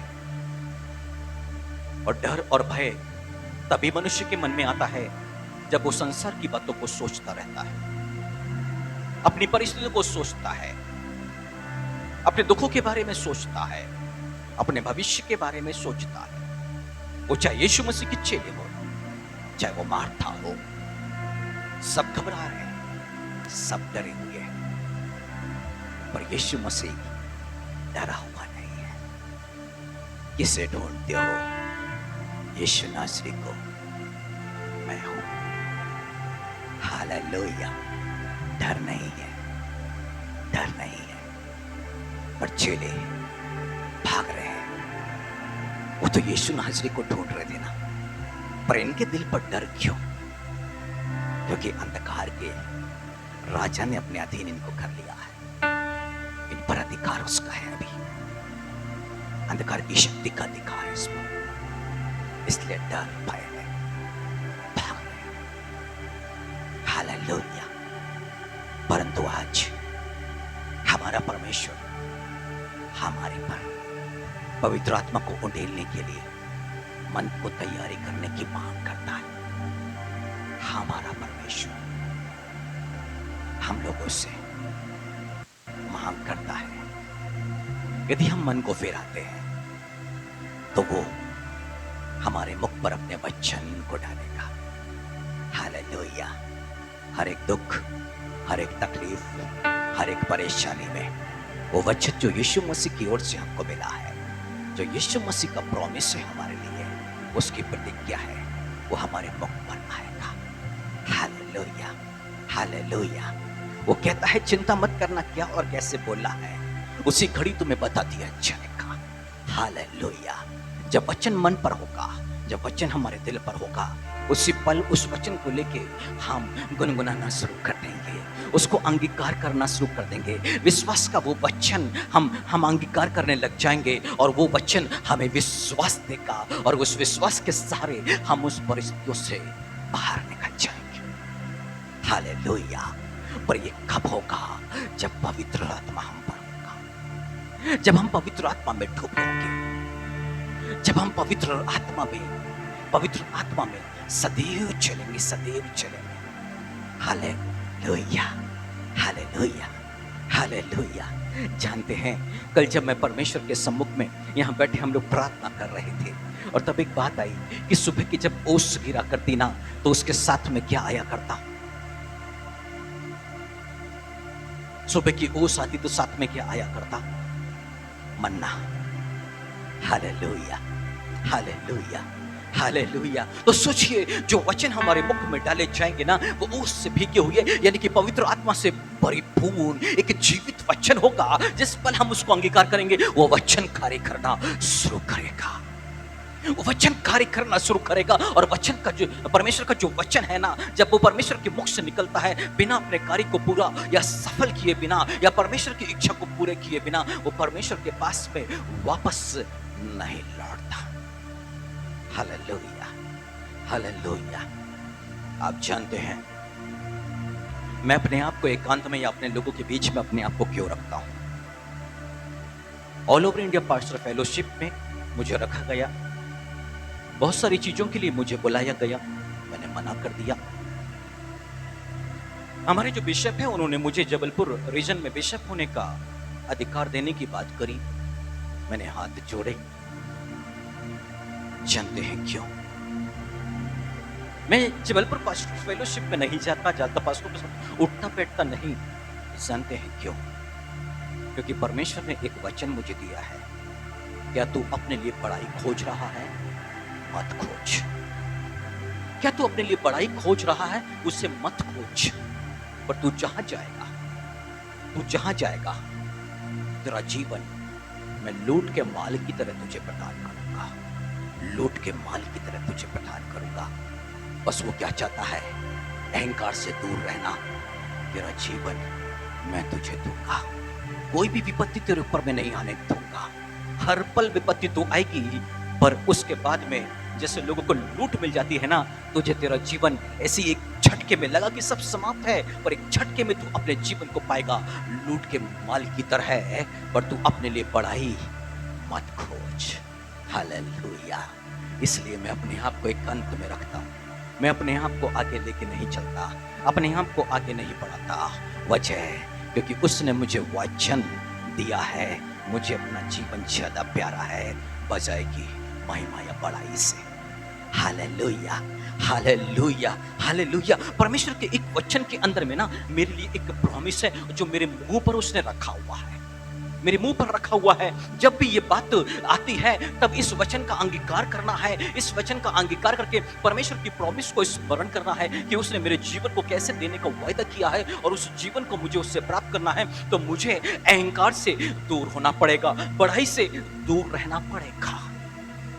Hallelujah, hallelujah. क्योंकि उसने कहा ना, उसने बता दिया है कि हिजकिय्याह का पतन का कारण था उसके मन का फूलना, राजा नबूकदनेस्सर के पतन का कारण था उसके मन का फूलना, लूसीफर के पतन का कारण था उसके मन के अंदर में अहंकार और घमंड, जो अपने आप को परमेश्वर से ऊंचा समझ रहा था। यदि आप देखें तो सारी जगह पर यदि पतन का कारण बना है तो मन के अंदर में जो बातें चल रही हैं, यानी कि अहंकार या मन का फूलना, जिसके कारण मनुष्य उन्नति नहीं। क्योंकि बाइबल में लिखा है घमंड तो मनुष्य के पतन का कारण, पर मनुष्य की जो विनम्रता है उसकी महिमा का कारण होती है।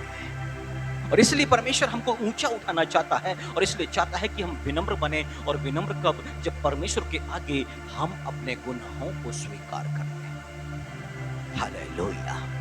एक विनम्र व्यक्ति जो है ना, जब उसको बोला जाएगा वो बड़ी विनम्रता से अपनी गलती को, हाँ मुझसे ये गुनाह हुआ है, मुझे माफ करो। पर एक कठोर व्यक्ति जो होता है, जो अहंकारी होता है, जो झुकना नहीं चाहता है, वो अपनी गलती कभी मानने को तैयार ना होगा। क्यों? आदम के अंदर में शैतान का स्वभाव आ गया ना।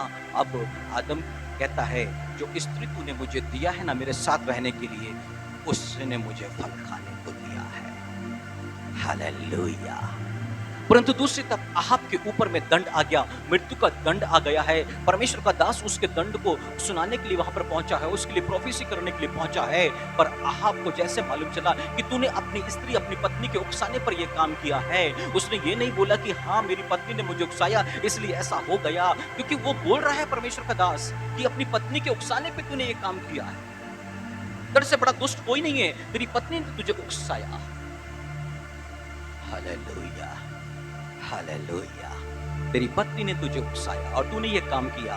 उसने पत्नी पे दोष नहीं लगाया, उसने अपने कपड़े फाड़े, राख डाला, नंगे पांव पश्चाताप किया और धीरे धीरे चलने लग गया, आवाज भी नहीं कर रहा था। ऐसे सोचो, एक राजा है और अपने राज्य महल में जब चल रहा हो तो ऐसे ऐसे धीरे धीरे पैर को रख करके, कितना अजीब सा लग रहा है। आप मुझे देख रहे होंगे तो लग रहा होगा बाप रे ये क्या कर रहा है पास्टर।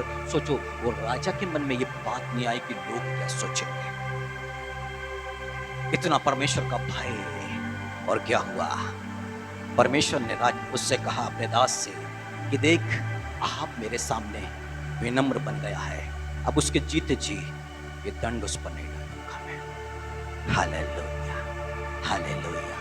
बस एक ही कारण है, विनम्रता, दीनता, जो हमें परमेश्वर से जोड़ देगी, परमेश्वर से मेल मिलाप, विनम्र और दीन व्यक्ति। क्योंकि बाइबल में ऐसा लिखा हुआ है यशायाह नबी की किताब में,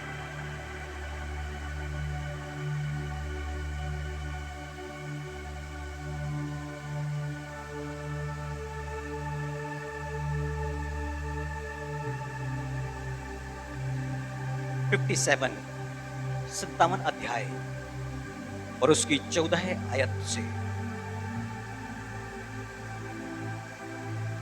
यहां पर इस तरह से लिखा हुआ है, यह कहा जाएगा पाती बांध बांध कर राज्य मार्ग बनाओ, मेरी प्रजा के मार्ग में से हर एक ठोकर दूर करो, क्योंकि जो महान और उत्तम और सदैव स्थिर रहता है और जिसका नाम पवित्र है वह यूं कहता है, मैं ऊंचे पर और पवित्र स्थान में निवास करता हूं और उसके संग भी रहता हूं। जो खेदित और नम्र है, कि नम्र लोगों के हृदय और खेदित लोगों के मन को हर्षित आनंद से भर दे। हालेलुया। क्या चाहता है परमेश्वर? टूटा हुआ हृदय, टूटा हुआ हृदय और साथ में विनम्रता, जो परमेश्वर के आगे बड़ी विनम्रता से अपनी गलती को स्वीकार कर सके। और परमेश्वर कहता है मैं तो ऊंचे स्थान पर रहता हूं, फिर क्या करूंगा? उसके साथ रहने लग जाऊंगा। हालेलुया। यानी कि इस दिल का टूटना जरूरी है, खेदित तो मन का होना जरूरी है, विनम्र होना जरूरी है। जो विनम्र होगा वो अपने गुनाहों को स्वीकार करेगा। Hallelujah, hallelujah. व्यभिचार ने ना जाने कितनों के जीवन को तबाह कर दिया है। व्यभिचार ने ना जाने कितनों के जीवन पर असफलता को लेके आया है, और मनुष्य खुल करके उसको मानने को तैयार नहीं कि हमने ये गुनाह किया है। मनुष्य नहीं स्वीकार कर पा रहा है, और इसलिए वो अपने जीवन पर बंधन को, असफलता को, शैतान के प्रभाव को देख पा रहा है। पर जिस दिन वो खुल करके परमेश्वर के सम्मुख में स्वीकार कर लेगा, उस दिन उस बंधन से वो आजाद। क्योंकि हमारे पास में एक ऐसा परमेश्वर है जो कहता है मैं तेरे पापों को गहरे समुद्र में या फिर पेट के पीछे या पूरब से पश्चिम जितना दूर है उतना दूर कर दूंगा। पूरब और पश्चिम का कभी मिलन हो सकता है क्या? कभी नहीं ना। परमेश्वर कहता मैं इतना दूर दूर तर से तेरे पाप को दूर कर दूंगा। पर जो कोई अपने पापों को मान ले तो फिर उसके लिए तो वो विश्वास योग्य और धर्मी है। पर जो अपने गुनाहों को मान ले, जो स्वीकार करे ओंठों को खोल करके कि मैंने ये गुनाह किया है, हालेलुया। क्योंकि उद्धार के लिए मुंह से अंगीकार किया जाता, मुंह से अंगीकार किया जाता। Hallelujah, hallelujah. यही तो हमें समझने की आवश्यकता है कि वो परमेश्वर हमसे चाहता क्या है। वो इस पृथ्वी पर आया हमें नाश करने, नष्ट करने नहीं, बल्कि जीवन देने के लिए।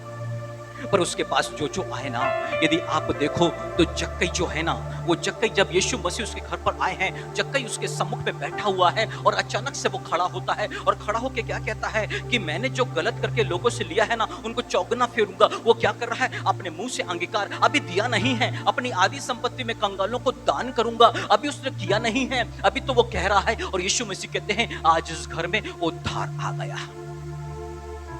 जक्कई के जीवन में नहीं, उस घर में उद्धार आ गया, क्योंकि तू विश्वास करे तू और तेरा घराना उद्धार पाएगा। अब यीशु मसीह कहते हैं इस घर में उद्धार मतलब जक्कई का उद्धार, फिर उसकी पत्नी का उद्धार, फिर उसकी संतानों का उद्धार, फिर उसके भाइयों का, उसकी बहनों का, सबका, पूरे कुटुंब का उद्धार वहां पर आ चुका है। Hallelujah, hallelujah. यानी कि उद्धार को आगे बढ़ना है।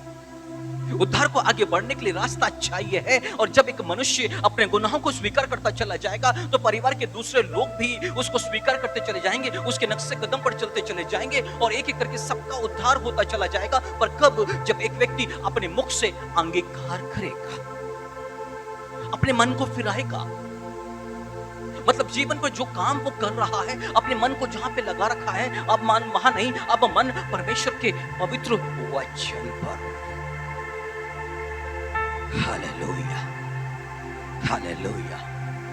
पर यीशु मसीह ना जब चतुर भंडारी के विषय में सिखा रहे थे और बता रहे थे कि वो कितना चतुर था वो भंडारी, जहां पर उसको भंडारीपन यानी कि सुपरवाइजर का पद दिया गया था, सब कुछ उसके अधीन किया गया था और उसका वो कैसे गलत उपयोग कर रहा था। पर एक समय आया कि सब कुछ छीन लिया जाएगा, पर उसके पहले उसने क्या किया? उसका फायदा उठाया और सही जगह उसका इस्तेमाल किया।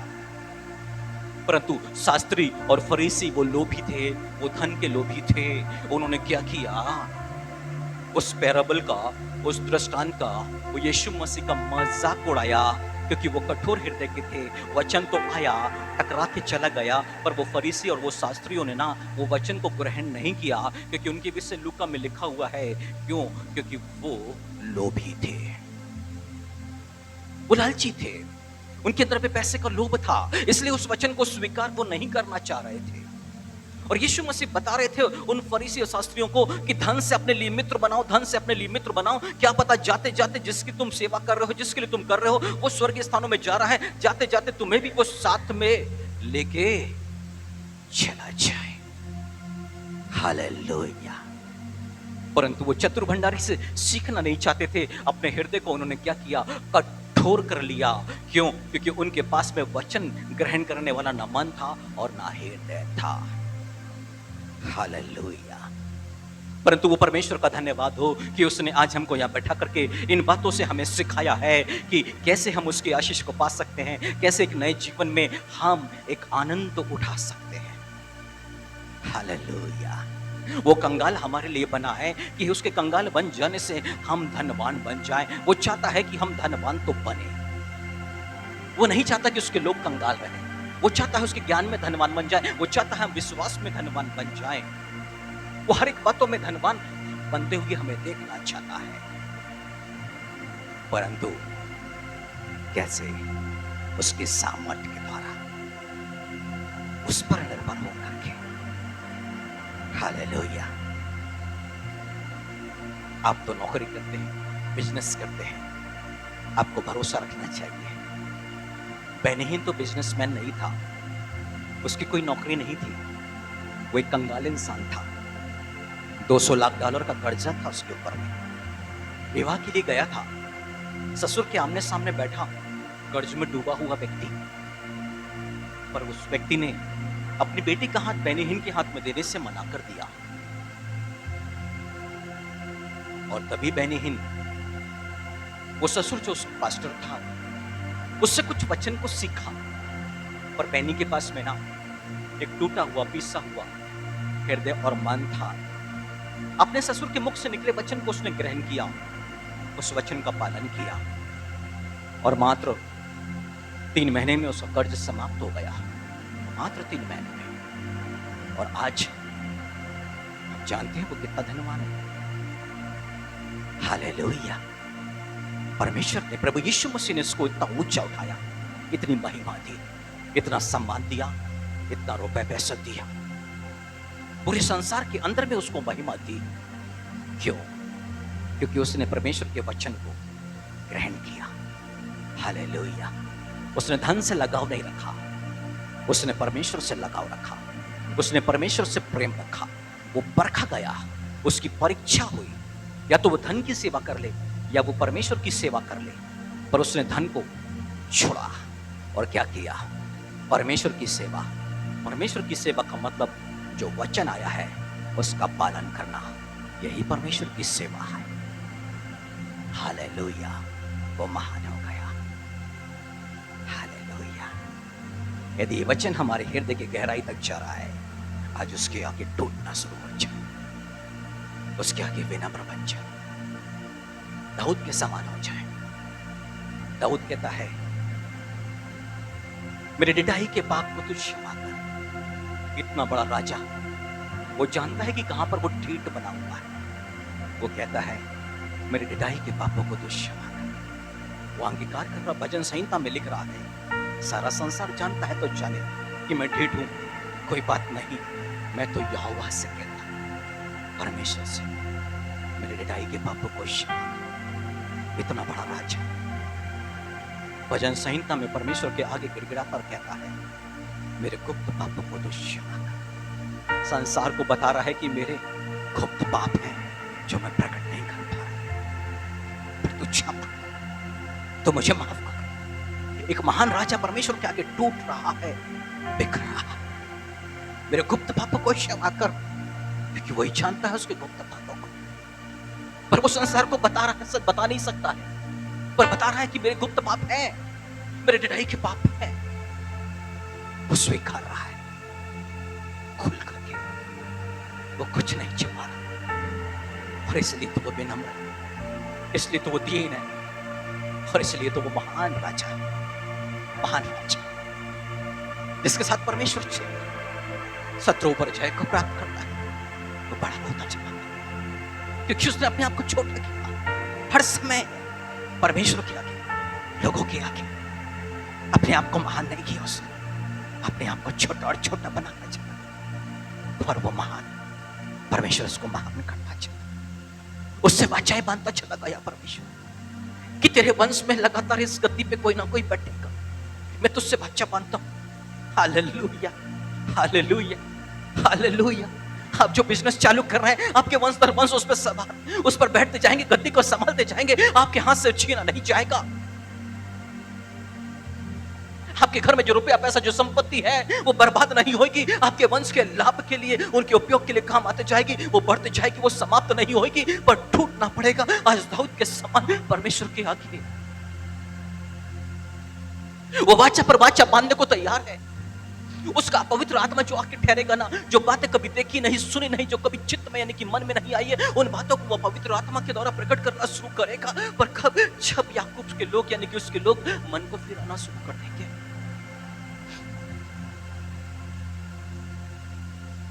वो वाचा बांधने को तैयार है, वो प्रॉमिस देने को तैयार है, पर उसको क्या चाहिए? बस एक मन फिराओ। ये गलत रास्ता था प्रभु, इस तरफ नहीं, तेरा ये वाला रास्ता सकरा छोटा पापा, बहुत तकलीफ होती है चलने में, चलना पड़ेगा।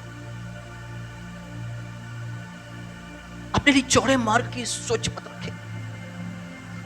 प्रभु से ये मत कहे कि इसे दूर कर, इसे दूर कर, इसे दूर कर।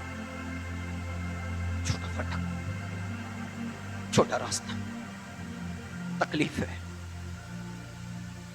यहां पे लोग दबाएंगे, आपकी निंदा करेंगे, बुराई करेंगे, बहुत दुख उठाना पड़ेगा यहां पे आपको, परंतु अंत में वो जीवन आपके पास में होगा जिसे देने के लिए यीशु मसीह यहां पर आया। वो एक ऐसे मार्ग पर देखना चाहता है, और जो मन को फिराते हैं वही इस मार्ग का चुनाव करते हैं। और इसलिए आज अपने लिए मार्ग का चुनाव करें, अपने लिए फाटक का चुनाव करें,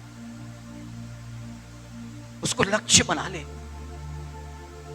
कि आज इस सकरे मार्ग पर हैं, पर आगे एक छोटा सा फाटक है, मुझे झुक करके निकलना है वहां से। यदि मैंने आज अपने आप को ऊंचा उठा दिया, अहंकारी बन गया, तो मैं झुकूंगा कैसे फिर? यीशु मसीह ने कहा ऊंट का सुई के नाके से होकर निकल जाना आसान है, क्योंकि ऊंट अपने मालिक को अपनी पीठ पर बैठाने के लिए छोटा बनना जानता है। वो जमीन पर बैठ जाता है कि उसका मालिक उसकी पीठ की सवारी कर ले। वो अपने आप को छोटा बनाता है, और इसलिए तो यीशु मसीह बोला ऊंट अपने आप को छोटा बनाता है, वैसे ही हमको भी अपने आप को छोटा, अहंकार मनुष्य को छोटा बनने नहीं देगा, कभी भी छोटा बनने नहीं देगा। इसलिए अपने विजन में उस सकेत फाटक को रखें, उस फाटक की तरफ देखें और तैयारी करें कि जब वो फाटक के पास में पहुंचे तो झुक करके अपने आप को छोटा बना करके उसमें से निकल सके, उसमें से निकल सके। क्योंकि धन आपको छोटा बनने नहीं देगा, अहंकार आपको छोटा बनने नहीं देगा। एक ऐसे पाप है जिससे आज कलीसिया को छुटकारा पाना है, इससे आजाद होना है। हालेलुया। आइए हम अपने स्थान पे खड़े हो और गंभीर बने रहे।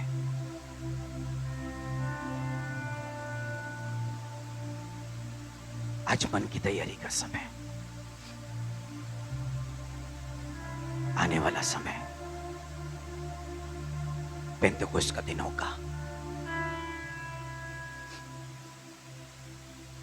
हम तैयारी कर लें उसके पवित्र आत्मा को आने के लिए। अपने ऊपर पे याकूब से जो मन फिराते हैं उनसे वो वाचा बांधता है कि मेरा आत्मा तुझ पर, पवित्र आत्मा हम पर आएगा सदा के लिए। फिर हमारे मुख पर वचन आएंगे जो हमारे मुख से कभी अलग नहीं किया जाएगा। हमारी संतानों पर भी आशीष आ जाएगी, उनके भी मुख पर वचन आ जाएंगे।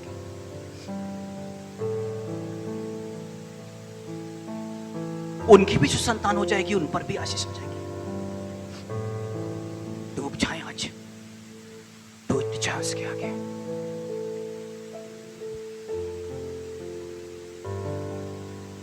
Thank you Jesus.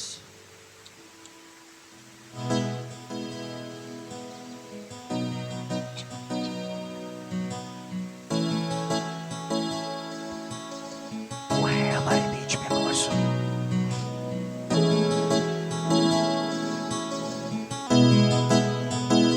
उसने हमको अनाथ नहीं छोड़ा है, वो सदैव हमारे साथ है।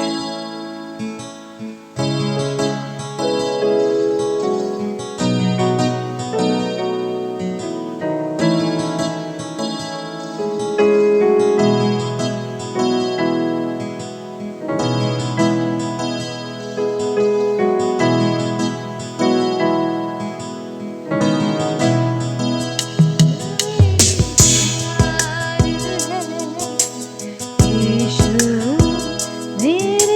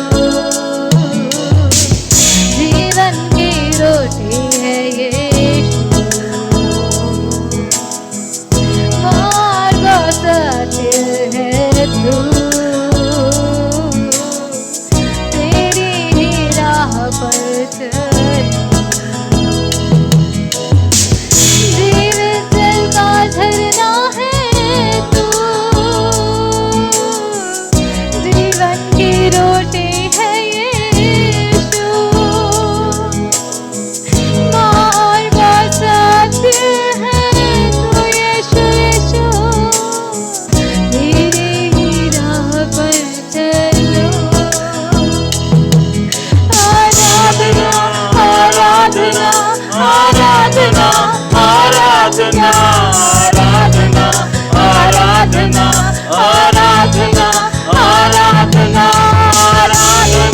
आराधना आराधना आराधना आराधना आराधना आराधना यीशु ने आराधना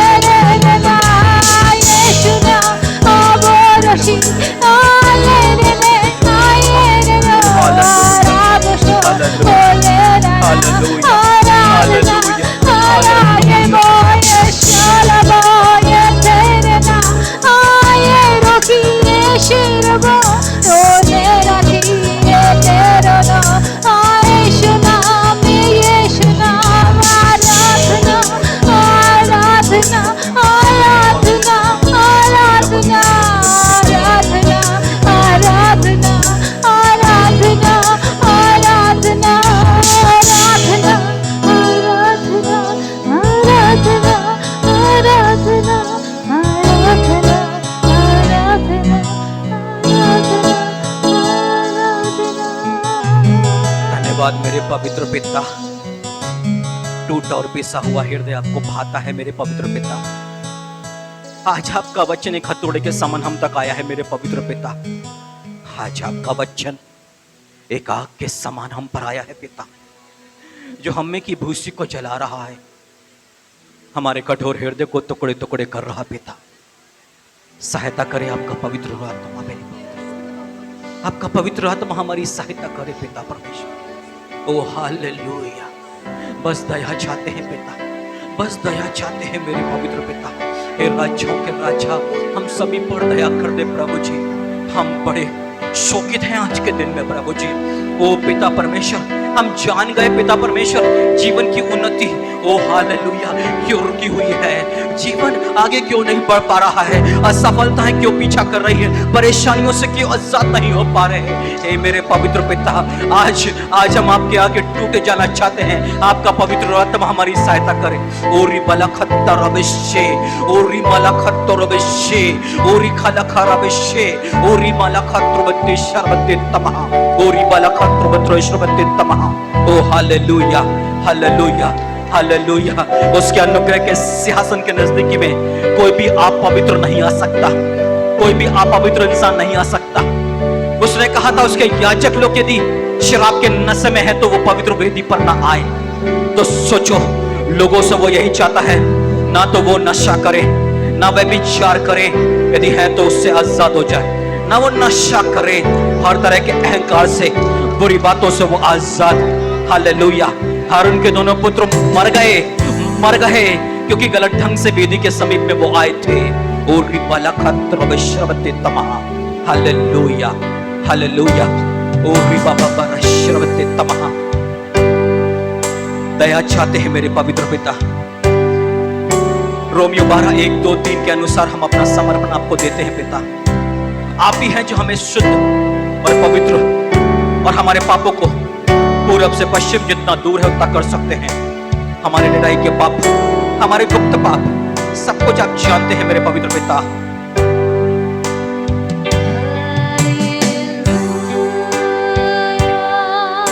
अपना समर्पण उसको दे सकते हैं हम। एक पवित्र जीवन जीने के लिए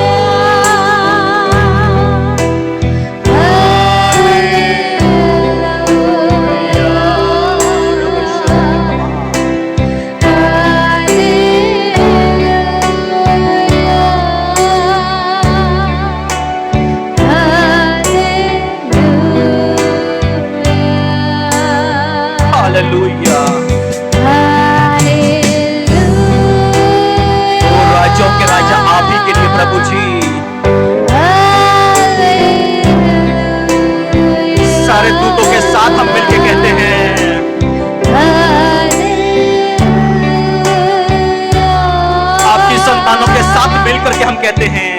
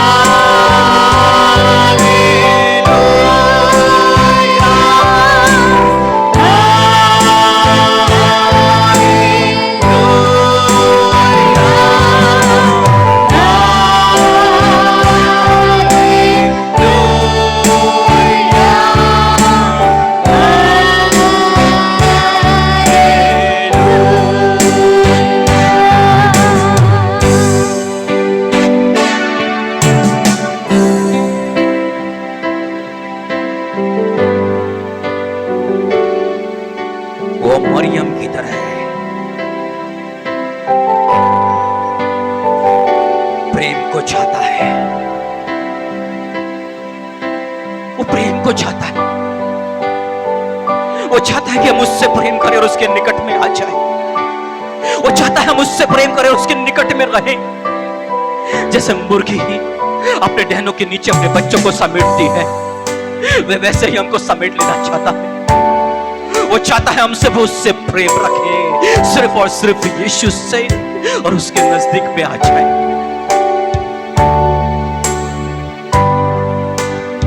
ओ hallelujah,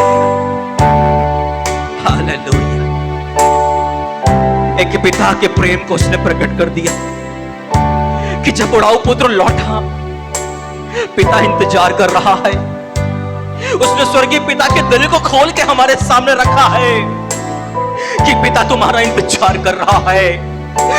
लौटाओ, लौटाओ, लौटाओ, लौटाओ। O hallelujah, thank you Jesus.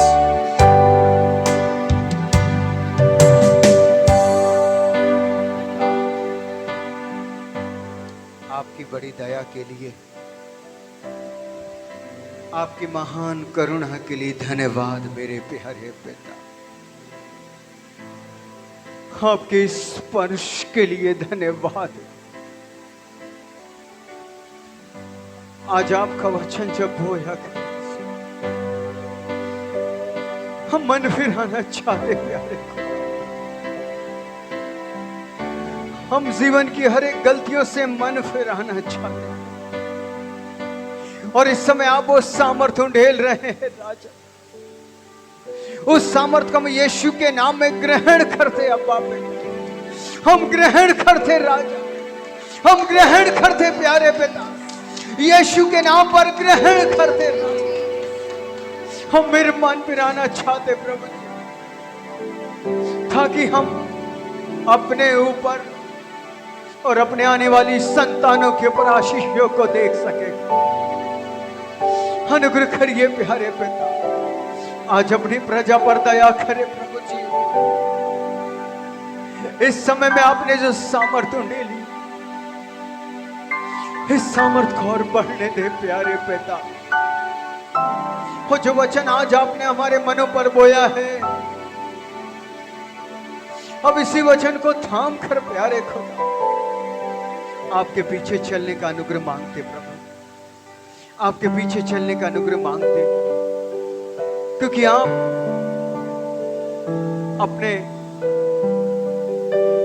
बेटे की संगति में बुला करके प्यारे पिता, अपने पुत्र की संगति में बुलाकर हमें तृप्त करते हैं महाराज।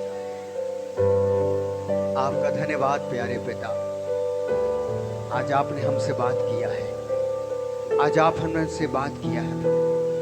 धन्यवाद पिता, धन्यवाद इस अवसर के लिए प्यारे पिता, धन्यवाद इस अवसर के लिए प्यारे स्वामी। हमारे हृदय को आज वो उर्वरक भूमि बना दे पिता, वो उर्वरक भूमि बना दे यीशु। जिससे कि वचन फलवंत हो जाए और 100 गुना फल लाए प्यारे पिता, 100 गुना फल लाए प्यारे, ताकि आपके नाम को महिमा मिले मेरे प्यारे पिताजी। धन्यवाद मेरे प्यारे। हम बहुत हरे दिलों से आप इस समय बोल रहे हैं, हम बातचीत कर रहे हैं प्यारे खुदा। हम आपका धन्यवाद देते प्रभु जी, आपका आत्मा यहाँ काम कर रहा, आपका धन्यवाद देते, धन्यवाद देते पिता, आपके स्पर्श के लिए धन्यवाद। आदर भी आपको, सम्मान भी आपको, और दुआ यीशु के नाम पर, आमीन, आमीन, आमीन। आइए हम अपनी भेंट को अपने हाथों में ले सकते हैं।